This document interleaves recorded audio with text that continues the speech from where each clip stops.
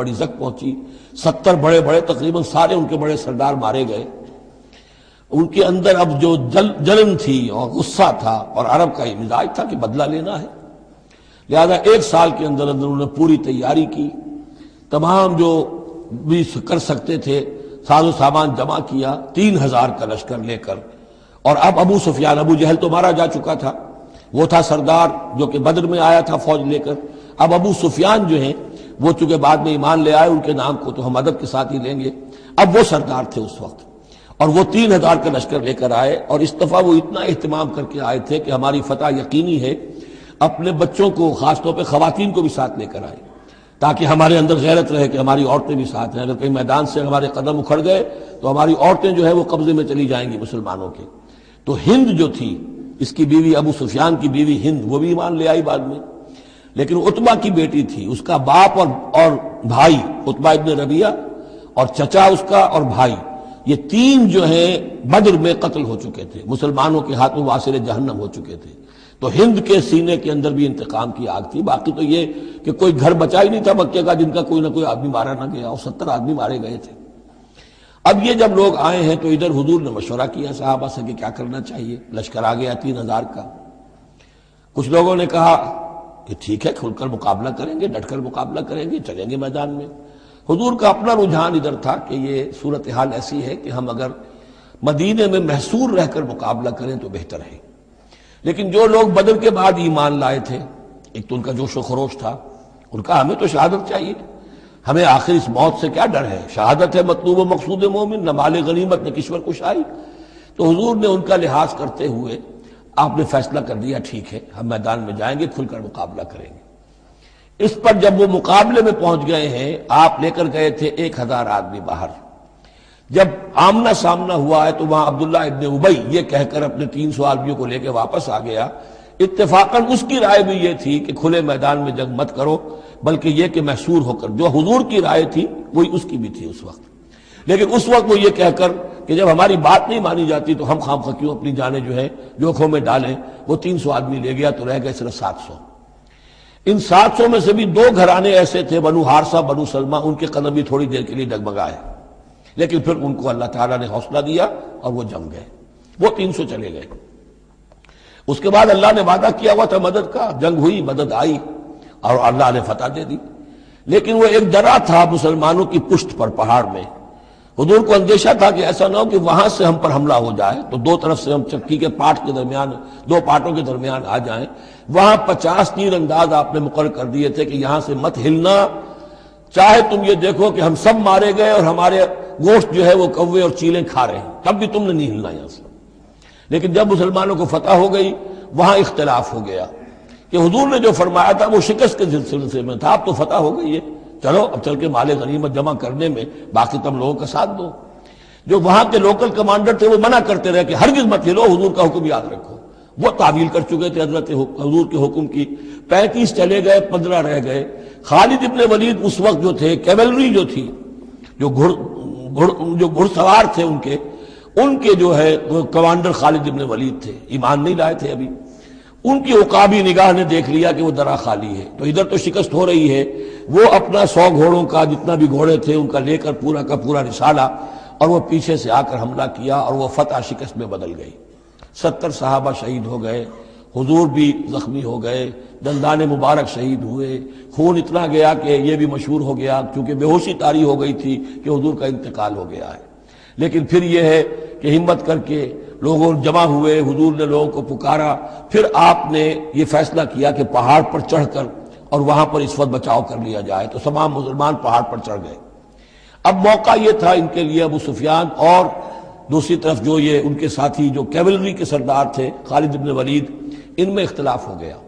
خالد ابن ولید کا کہنا یہ تھا کہ ان کا پیچھا کرو اور ختم کر کے ہی چلو، یہاں سے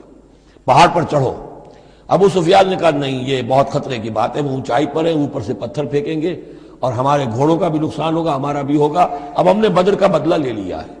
اب ہم چلتے ہیں۔ وہ وہاں سے چلے گئے۔ بہرحال یہ ہے پورا سلسلہ کہ جس کے اب واقعات اس میں آئیں گے، تو ایک سکیچ میں نے آپ کے سامنے رکھ دیا ہے۔ وَإِذْ غَدَوْتَ مِنْ أَهْلِكَ تُبَوِّئُ الْمُؤْمِنِينَ مَقَاعِدَ لِلْقِتَالِ، اور یاد کریے اے نبی صلی اللہ علیہ وسلم، جب کہ آپ صبح کو اپنے گھر سے نکلے تھے، اپنے حضرت عائشہ صدیقہ کے حجرے سے آپ برآمد ہوئے تھے، تبوئ المومنین، اور آپ لوگوں کو مقاعد للقتال، آپ لوگوں کو ان کے مورچوں میں بٹھا رہے تھے، یعنی آپ جب صف بندی کر رہے تھے وہاں اور مورچے معین کر رہے تھے۔ واللہ سمیع علیم، اللہ سب کچھ سننے والا اور جاننے والا ہے۔ اذ ہمت طائفتان منکم ان تفشلا، جبکہ دو گروہ تم میں سے ایسے تھے اے مسلمانوں کہ وہ کچھ کمزوری انہوں نے دکھائی، نامردی کا مظاہرہ کیا، ان کے پاؤں لڑکھڑائے۔ واللہ ولیہما، حالانکہ اللہ تعالیٰ ان کا پشت پناہ تھا۔ وعلی اللہ فلیتوکل المؤمنون، اور اللہ تعالیٰ پر ہی توکل کرنا چاہیے اہل ایمان کو۔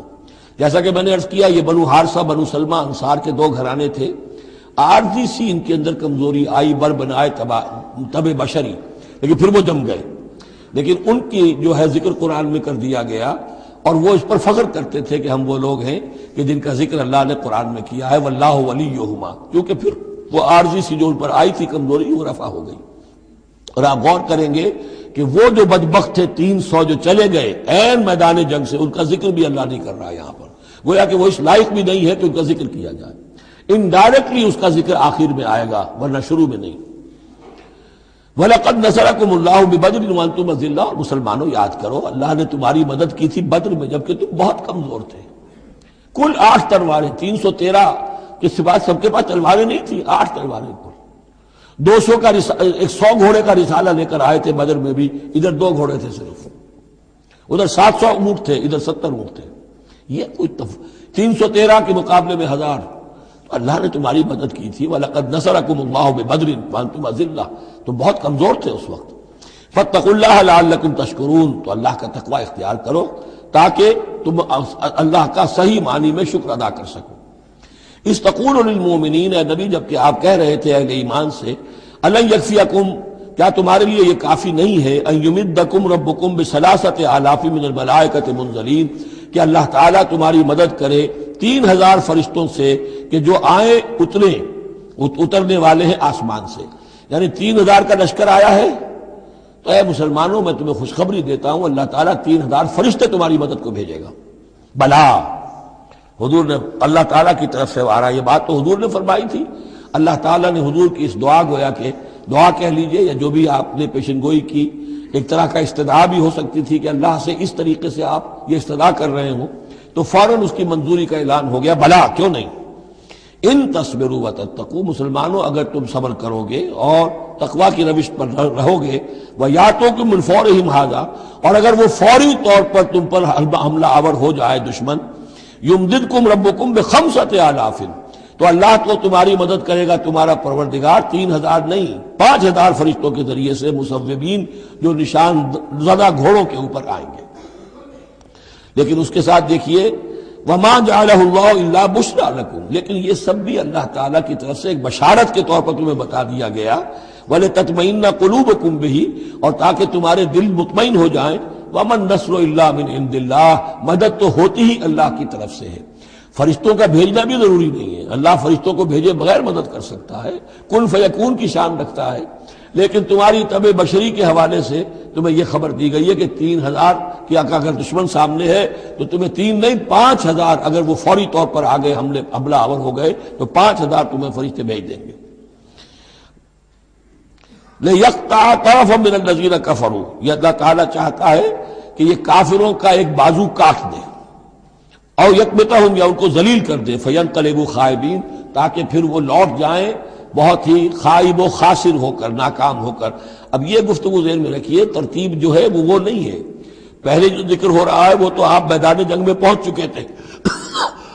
اور یہ ذکر ہو رہا ہے اس سے پہلے کا، جب خبریں پہنچی ہوں گی کہ 3000 کا لشکر آ رہا ہے، اس وقت جو گفتگو ہوئی ہے۔